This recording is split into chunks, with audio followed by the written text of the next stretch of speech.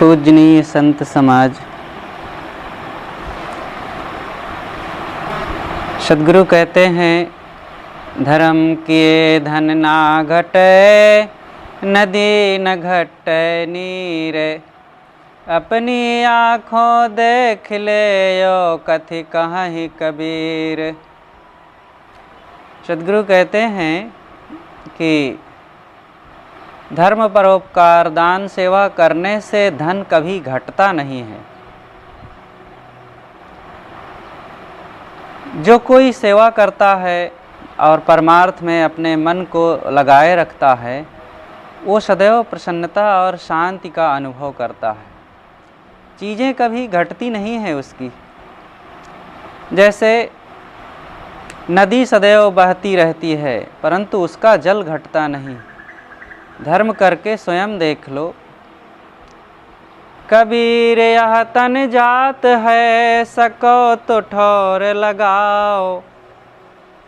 खाली हाथों वह गए, जिनके लाख करोड़। कबीर यह तन जात है, सको तो राखू बहोर। खाली हाथों वह गए, जिनके लाख करोड़। सद्गुरु कहते हैं कि अगर संभाल सको, समय का उपयोग कर सको, तो साधना और सत्संग में मन को लगाओ। जिनके लाखों करोड़ों की संपत्ति थी, अंततः वे भी तो सब खाली हाथ गए। किसी के साथ कुछ जाता नहीं है। इकट्ठे कर जहाँ के जर, सभी मुल्कों के माली थे। सिकंदर जब गया दुनिया से, दोनों हाथ खाली थे। ये जो साखी है, बहुत पुराकाल से लोगों की जुबान पर आती रही। यहाँ किसी के साथ कुछ रहा नहीं, चाहे जितना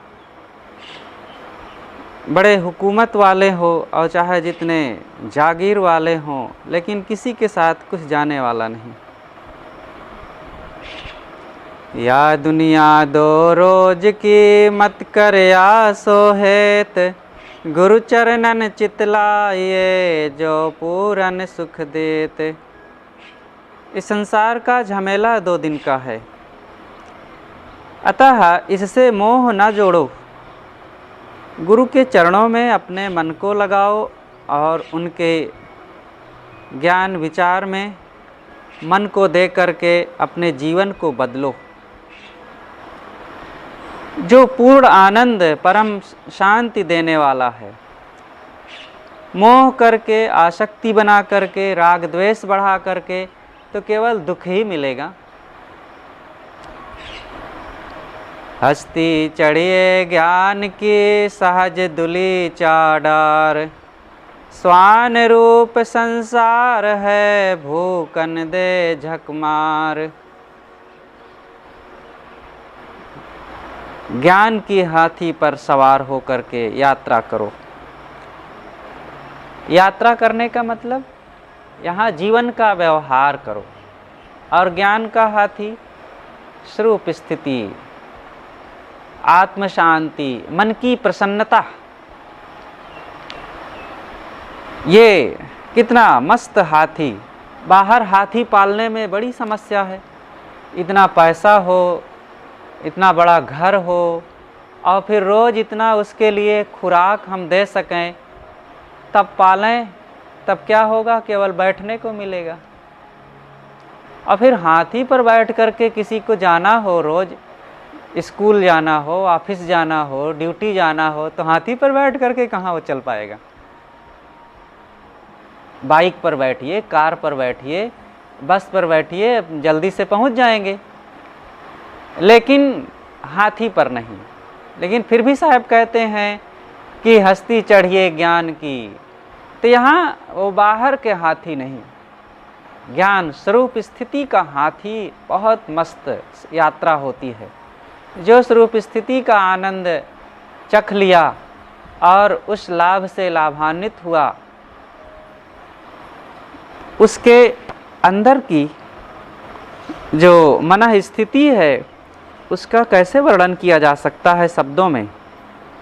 तो सद्गुरु कहते हैं कि तुम स्वरूप स्थिति रूपी हाथी पर बैठ करके उस पर पहले सहजता का दुलीचा बिछा लो, कालीन बिछा लो और फिर उस पर यात्रा करो। ये संसार कुत्ते के समान है और ये भूखता है, कुछ बोलता है तो बोलने दो, उसकी चिंता ना करो।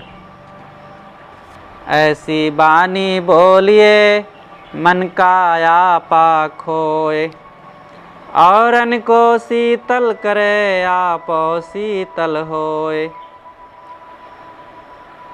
वाणी सुधार पर साहब यहाँ कितनी मार्मिक साखी कहते हैं। वाणी ऐसी होनी चाहिए और ऐसा नप्या तुला शब्द बोलना चाहिए कि मन का आपा खोए, मन का सारा अहम समाप्त हो जाए। अहम भरे वचन ना बोले, विनम्रता, प्रेम, शिष्टता के शब्द बोले और सदैव दूसरों का आदर सम्मान करते हुए शब्द बोलना चाहिए। तो इससे क्या लाभ होगा कि औरों को शीतल करें। जब सुंदर कर्णप्रिय एवं कल्याणकारी वचन बोलेंगे तो दूसरों को बड़ी शीतलता, शांति मिलेगी और स्वयं को भी आत्मसंतोष मिलेगा, प्रसन्नता मिलेगी। साहब कहते हैं औरन को शीतल करे आपो शीतल होए। जग में बैरी कोई नहीं जो मन शीतल होए, या आपा को डार दे दया करे सब कोय।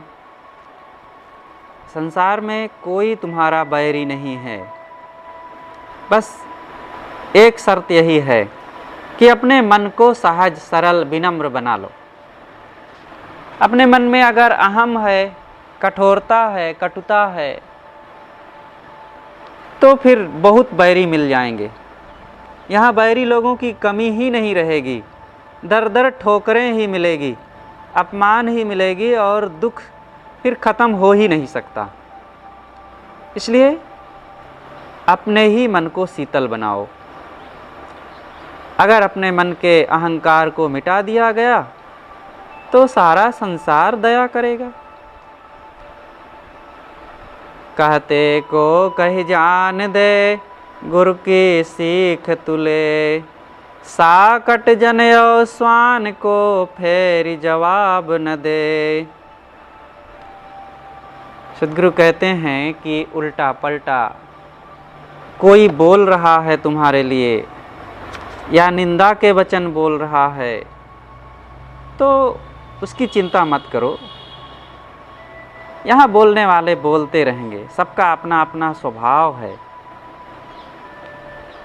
जैसी जिसकी बुद्धि है वैसा वो बोलता है। तुम ज्ञान के पथ पर चल करके सद्गुरु की बात को समझते हुए आत्म कल्याण का काम करो। आत्म कल्याण का काम संसार से विपरीत चलने का है।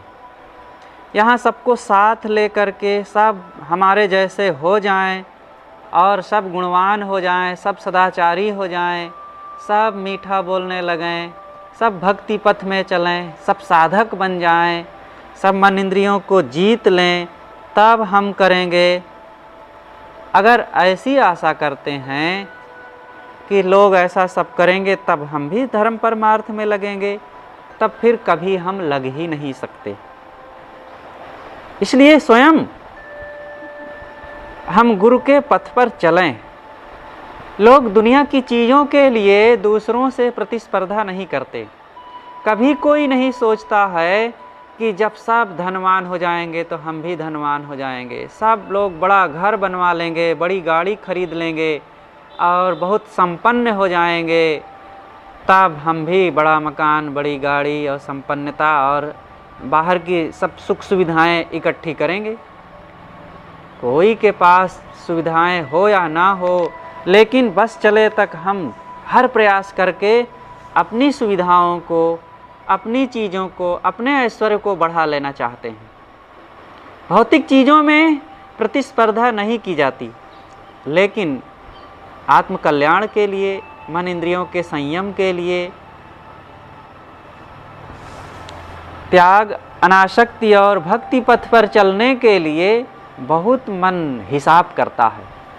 अमुक लोग तो ऐसे हैं, अमुक तो दया नहीं करता है, हम ही काहे दया के मारे परेशान रहें। अमुक तो भक्ति पथ में, सदाचार के पथ में नहीं चलता, हम ही क्यों उसमें लगें। ये हिसाब करने वाला कभी भी शांति नहीं पाएगा।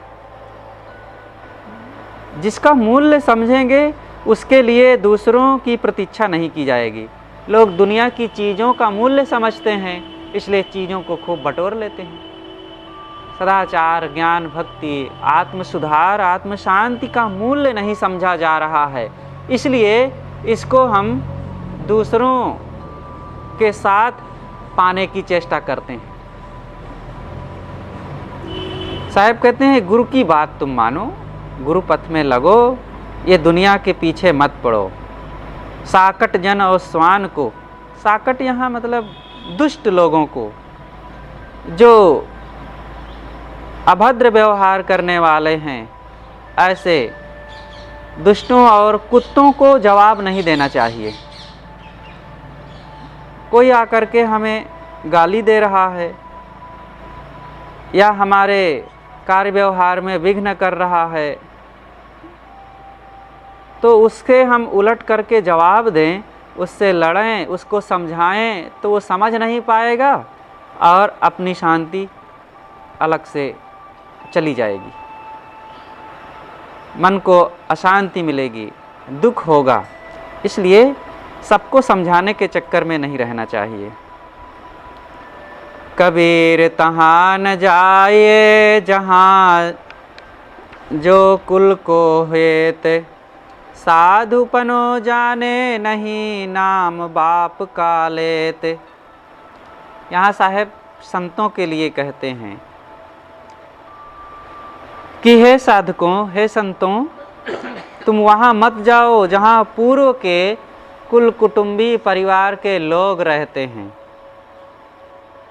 वहाँ जाओगे तो तुम्हारे ज्ञान, विचार, वैराग्य, साधना का तो वो महत्व समझेंगे नहीं। वो बार बार पूछेंगे कि वो फलाने का बेटा आया है, कहाँ रहते हो, क्या खाते हो, कैसे गुजर बसर होता है। अनेक प्रश्न करेंगे, लेकिन वे ज्ञान विचार की बात को समझेंगे नहीं। आपके साधना और शांति से लाभ वे ले नहीं सकते, क्योंकि उनके मन में वो जिज्ञासा नहीं है, वो प्रेम नहीं है। केवल शारीरिक पिता का नाम लेंगे और कहेंगे कि अमुक का लड़का आया है। इसलिए साधुपनो जाने नहीं नाम बाप का लेत। ये साहेब की जो साखी है, साधकों को खूब याद करना चाहिए, मनन करना चाहिए। जन्मस्थान के लिए मन में जो लगाव रहता है उसको मिटाना चाहिए, वैराग्य हो और अपनी मर्यादा का ख्याल बना रहे और उस पर हम दृढ़तापूर्वक मजबूती से लगे रहें। कबीर तहाँ न जाए जहाँ सिद्ध कोट गाँव, स्वामी कहे न बैठना फिर पूछे नाव। जहाँ पर बड़े कहलाने वाले स्वामी जी लोग रहते हैं और अपने ज्ञान पने, धन के और सिद्धि के अहंकार में जो मतवाले हैं, ऐसे सिद्धों के यहाँ मत जाओ, क्योंकि वे बड़े स्वामी जी हैं और स्वामी जी आपको बैठने का तो कहेंगे नहीं और बार बार नाम पूछेंगे, गांव पूछेंगे, आश्रम पूछेंगे और गुरु पूछेंगे, जाति पूछेंगे और विद्या पूछेंगे, पढ़ाई लिखाई पूछेंगे, तमाम प्रपंच करेंगे और बैठने तक को भी नहीं कहेंगे। आप नमस्कार भी उनका करेंगे तो वो उसका जवाब भी नहीं देंगे। प्रत्याभिवादन भी नहीं करेंगे। इसलिए ऐसी जगहों में नहीं जाना चाहिए। इष्ट मिले अरु मन मिले, मिले सकल रस रीति, कहें कबीर तहाँ जाइए यह संतन की प्रीति। जहाँ पर मन मिले, अच्छे स्वभाव के लोग हों, सदाचारी भक्त हों और ज्ञान विचार के प्रेम एवं रुचि रखने वाले हों, वहाँ जाओ। वहाँ आपका मन लगेगा और आपके ज्ञान विचार का आदर होगा और उनको लाभ भी होगा। तो साहब कहते हैं वहाँ जाने से आपको संतोष मिलेगा। कहें कबीर तहाँ जाइए यह संतन की रीति। संतों की यही रीति है कि वो अपने स्वभाव के अनुकूल जगहों में ही जाएं। संत सादे होते हैं, सरल होते, विनम्र होते हैं और वे अहंकारी और बड़ी कहलाने वाली जगहों में, बड़े धनवानों के यहाँ, नेता मंत्री के यहाँ उनको जाने की क्या ज़रूरत है। हाँ, जो अच्छे हों, ज्ञान विचार के जो प्रेमी हो, चाहे वो नेता मंत्री हों और चाहे गरीब झोपड़ी वाले हों, उन सब के यहाँ जाएं। लेकिन जहाँ पर बड़ी बड़ी बातें बोली जाती है, डींग हाँके जाते हैं और ज्ञान विचार का आदर नहीं है, वहाँ बिल्कुल मत जाओ। कबीर संगी साधु का दल आया भरपूर, इंद्रिन को तब बांधिया या तन की आधूर। संतों के साथी विवेक, वैराग्य, दया, क्षमा, समता आदि का दल जब परिपूर्ण हृदय में आ गया, तब संतों ने इंद्रियों को रोककर शरीर के अध्यास को धूल कर दिया। संतों का साथी कौन है? साधु का साथी सद्गुण है। सद्गुरु विशाल साहब ने कहा है, शुभ गुण साथी जीव के जहाँ चोर मगमाझ, आयु भर रक्षा करे जब तक अंत न सांझ। तो शुभ गुणों को, सद्गुणों को साथी बनावें। और ये ऐसे साथी हैं कि बिना पैसा लिए, बिना मजदूरी लिए वे रात दिन मजदूरी हमारी करेंगे, सेवा करेंगे, आज्ञा मानेंगे और हर विपत्ति में, हर दुख तकलीफ में वे हमारी रक्षा करेंगे। इसलिए इन सद्गुणों को साथी बनाओ। यहाँ साहब कहते हैं कि जब संतों के साथी मिल गए, तब वे खूब दल के दल आने लग गए और फिर संत जन भी उन साथियों से इतना प्रेम करने लग गए कि अपने मन इंद्रियों को स्वश करके अपने अहंकार को पूरी तरह से मिटा डाले। उन साथियों के सहयोग से अंदर की साथी यही हैं, सद्गुण, सदाचार। अब एक सद्गुण की बात नहीं है, सद्गुण कह देने मात्र से सब फिर सामने आ जाते हैं। दया, क्षमा, प्रेम, विनम्रता, भक्ति, सेवा और शांति, संतोष, धैर्य, संयम, त्याग, वैराग्य, अनासक्ति, यही तो साथी हैं। और जब ये आ जाते हैं तब फिर इंद्रियों का संयम, मन की शांति अंदर में खूब पूरे जीवन को प्रभावित कर देता है और फिर सारे अहंकार विकार को मिटा करके साधक धूल बना देता है। आवत गारी एक है, उलटत होए अनेक, कहें कबीर नहीं उलटिए वही एक की एक। कोई किसी ने हमें गाली दिया, एक तरफ से एक गाली आई, तो उसको सुन करके चुप रहें, तब वो एक की एक ही रह जाएगी। लेकिन अब उसको हम सुन करके सह ना पाए और उसको जवाब देने लग गए, तो एक तो आई ही वो दुखदाई गाली, लेकिन हम अब उसका जवाब देने लग गए तो फिर हमने भी गाली दिया और दो हो गई और वो दोनों का दुख अब हमें मिलने लगा। ये ऐसा है। किसी ने हमें एक सेब दिया और हमने भी उसको एक सेब दे दिया, तो दोनों के पास कितने रहेंगे? एक एक। हमारे पास एक सेब था तो हमने किसी को दे दिया, और उसके पास भी एक सेब था, उसने हमको दे दिया, तो दोनों के पास एक ही एक है। लेकिन उसने एक गाली हमें दे दिया और हमने एक गाली उसको दे दिया, तो दोनों के पास दो दो हो गए। ये ऐसा होता है, ये भावनाओं में डबल हो जाता है। इसी प्रकार अगर हम किसी को की सेवा कर दें, किसी को मीठा बोल दें, प्रेम आदर सम्मान के वचन बोल दें, और उसने फिर बोल दिया, तब हमारे पास उसका दोहरा लाभ हो गया, उसके पास भी दोहरा लाभ हो गया। तो वाणी विचार में, भावनाओं में इसका दोहरा लाभ होता है, लेकिन स्वार्थ में, अहंकार में और पदार्थ में बड़ा संकुचित उसका प्रभाव होता है, साथ साथ दुखदायक होता है। इसलिए गाली को उलट करके जवाब ना दो, वो एक की एक रह जाएगी और नष्ट हो जाएगी।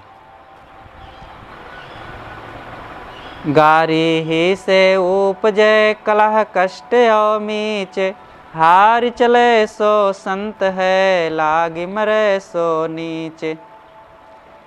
गाली और निंदा अपमान के वचन से ही सब प्रकार का कष्ट, दुख, पीड़ा सामने आते हैं।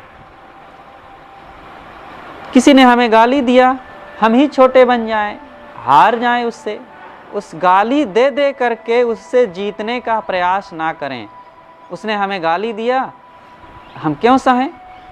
हम उससे आगे ही रहेंगे, उसको हम जीत कर ही रहेंगे, और जीतने के लिए हमने भी गाली दिया।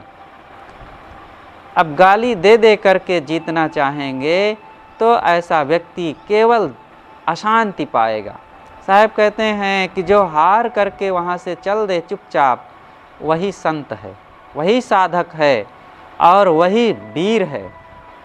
और उससे जो जवाब देने के चक्कर में पड़ेगा, वो मन की शांति को नष्ट करेगा और अपनी तुच्छता जाहिर करेगा। जैसा भोजन खाइए तैसा ही मन होए, जैसा पानी पीजिए तैसी बानी होए। आप जो कुछ खाएंगे वैसा ही मन बनेगा। आहार शुद्धो सत्व शुद्धि, सत्व शुद्धो ध्रुवा स्मृति, स्मृति लंबे सर्वग्रंथि नाम विप्रमोक्षः। ये हजारों वर्ष पहले वेद के ऋषि का वचन है। वे कहते हैं आहार शुद्धो सत्व शुद्धि। आहार शुद्ध होने से अंतःकरण शुद्ध हो जाता है। वही बात सदगुरु कबीर साहब यहाँ कहते हैं कि जैसा भोजन खाइए तैसा ही मन होए। जैसा भोजन करेंगे वैसा मन बनेगा। इसलिए हमारे भोजन में पवित्रता, सात्विकता, स्वल्पता और अहिंसा, ये सब होना चाहिए। जैसा पानी पीजिए तैसी बानी होए। जैसा पानी पिएंगे वैसी बानी बोलेंगे।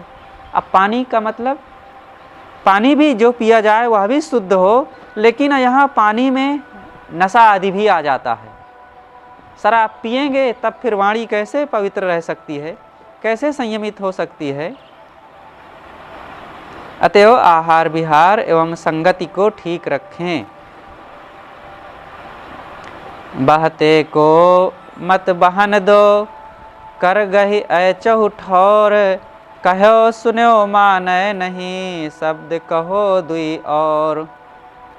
जो संसार के विपरीत धारा में, कुसंग में, दोष दुर्गुणों में और दुख के रास्ते में बहा जा रहा है, साहब कहते हैं अगर तुम्हारा बस चले तो उसको अपनी तरफ शांति और कल्याण की दिशा में थोड़ा सहारा दे करके खींच लो। अगर तुम्हारी बात नहीं भी मानता है तो भी दो वचन कह दो, मानना होगा मानेगा, नहीं मानना होगा वो जाने। लेकिन ज्ञान की बात, निर्णय की चर्चा जरूर कुछ सुना दो, लेकिन अपनी शांति को, अपनी सुरक्षा को बनाए रखते हुए।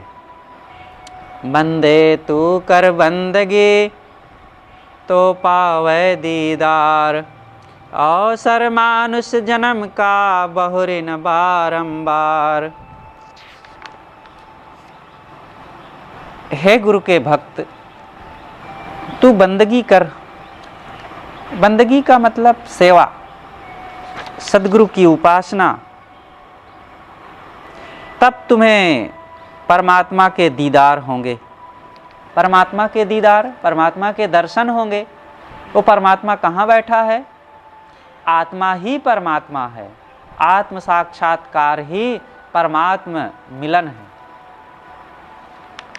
आत्म साक्षात्कार तब होता है जब हमारे अंदर भक्ति पुष्ट हो और कल्याण संयम साधना का बल जब इकट्ठा होता है, तब फिर आत्म साक्षात्कार होता है। तो साहब कहते हैं कि इस मनुष्य जन्म का उत्तम अवसर फिर से मिलने वाला नहीं है, जहाँ पर आत्म लाभ प्राप्त किया जा सके।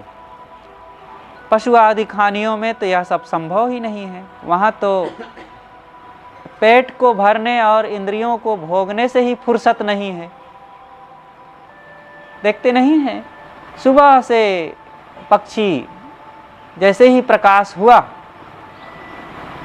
वो अपने विश्राम स्थल से चले और बस दिन भर इधर से उधर, उधर से इधर खोज रहे हैं छोटा सा पेट, और उसी को भरने के लिए दिन भर वे प्रयास करते हैं। और जब उससे अवसर मिलता है तो अपने इंद्रियों के भोगों को भोग लेते हैं। इतना ही उनका जीवन है, जीवन का इतना धंधा है। अब मनुष्य क्या करता है? मनुष्य भी यही करता है। वो शरीर को बचाने के लिए, शरीर की रक्षा के लिए और खाने पीने के लिए वो दिन भर मेहनत करता है।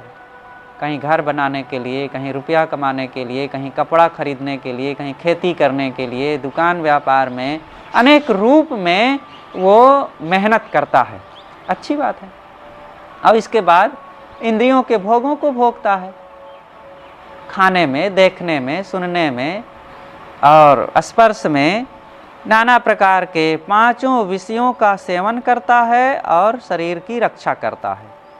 तो जितना पशु करते थे उतना ही मनुष्य करता है। लेकिन साहब कहते हैं कि अगर तुम मनुष्यता को पाना चाहते हो, मनुष्य जीवन सफल करना चाहते हो, तो इससे ऊपर उठ करके आत्म कल्याण का भी काम करो। अपने आप को भी पहचानो। इस शरीर से हट करके इस शरीर में कोई एक दिव्य ज्योतित आत्मा रहता है, उसको भी तो पहचानो। वह तुम्हारा स्वरूप है और उसको पहचाने बिना केवल भोगों में शरीर को बिता देना, जीवन को बिता देना बहुत बड़ी असावधानी है। बार बार तो सो कहा सुन रे मनुआ नीच, बन जा रे का बैल जो पैड़ा माही मीच। हे नीच मनुष्य, सुन, मैं बार बार तेरे को समझा रहा हूँ कि एक दिन अचानक यहाँ से चल देना होगा। वैसे ही चल देना होगा जैसे व्यापारी बैल को लेकर के चलता है, उसमें सामान लाद करके, लेकिन अचानक व्यापारी का बैल रास्ते में मर जाता है, तो अब व्यापारी को पछताना पड़ता है, सामान कैसे आगे पहुंचावे। ऐसे ही तुम्हारा ये जीवन है, अचानक कहीं भी छूट जाएगा और सारी तमन्नाएं धरी रह जाएंगी।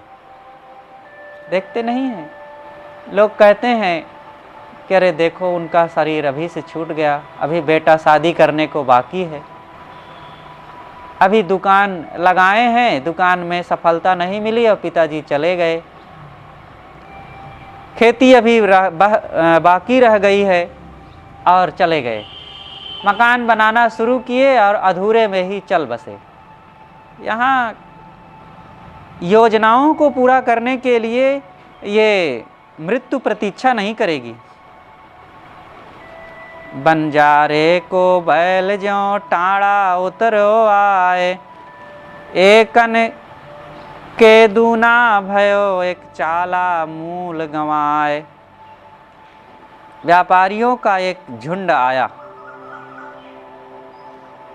और वे लोग अपनी अपनी चर्चा करने लगे। कुछ लोग तो उसमें से अपने व्यापार के लाभ में अपने धन को जितना लगाए थे डबल कर लिए, बहुत लाभ प्राप्त किए, और कुछ लोगों ने तो अपना मूल भी गंवा दिया। यहाँ व्यापारी कौन है? ये साधक, ये मनुष्य लोग ही व्यापारी हैं। कुछ लोग तो इस मानव जीवन में आए और दोष दुर्गुण दुराचार दुष्कर्मों में और भोगों में ही जीवन को खपा दिए, और अपना मूल धन जो कुछ पवित्र संस्कार लेकर के आए थे वह भी यहाँ मिटा डाले, कुसंग में पड़ करके और दुर्व्यसनों में पड़ करके। देखते हैं कि कुछ लोग शुरू में बड़े अच्छे सदाचारी होते हैं, पवित्र जीवन जीने वाले होते हैं और सेवा परायण होते हैं, लेकिन कुसंग में पड़ करके और गलत आचरण व्यवहार करने लग गए और उनका जीवन शराब कबाब हिंसा हत्या सब से परिपूर्ण हो गया। तो मूल गंवा बैठे हुए और अपने लिए 84 का रास्ता खोल लिए।